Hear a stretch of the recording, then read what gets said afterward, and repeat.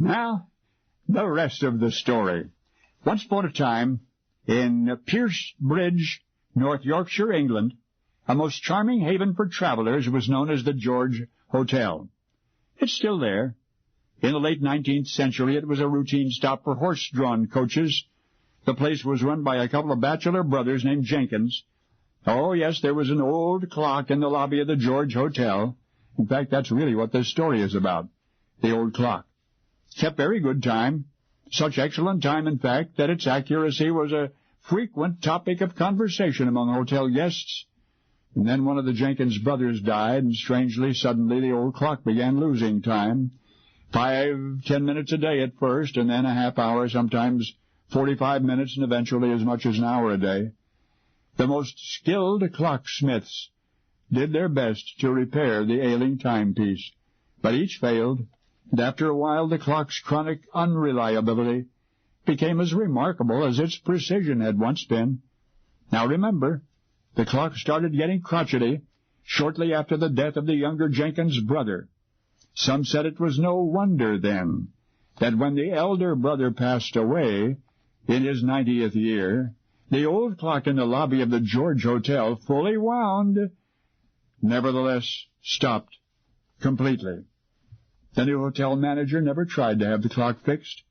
He just left it sitting silent, its hands resting in a position that they had assumed the moment old man Jenkins died.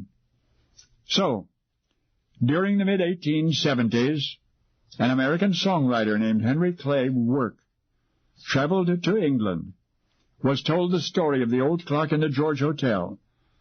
Then, seeing the clock for himself, Henry was inspired to write a song about it and about the fascinating coincidence of its having stopped as its elderly owner breathed his last.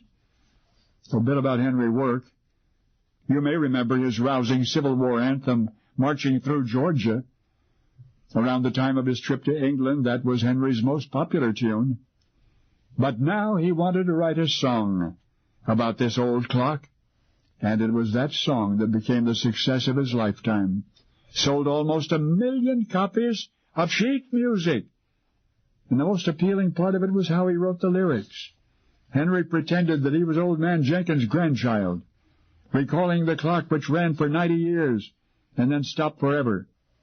And although you may never have heard that song, you know so very well a particular phrase in it, a phrase used therein for the first time anywhere.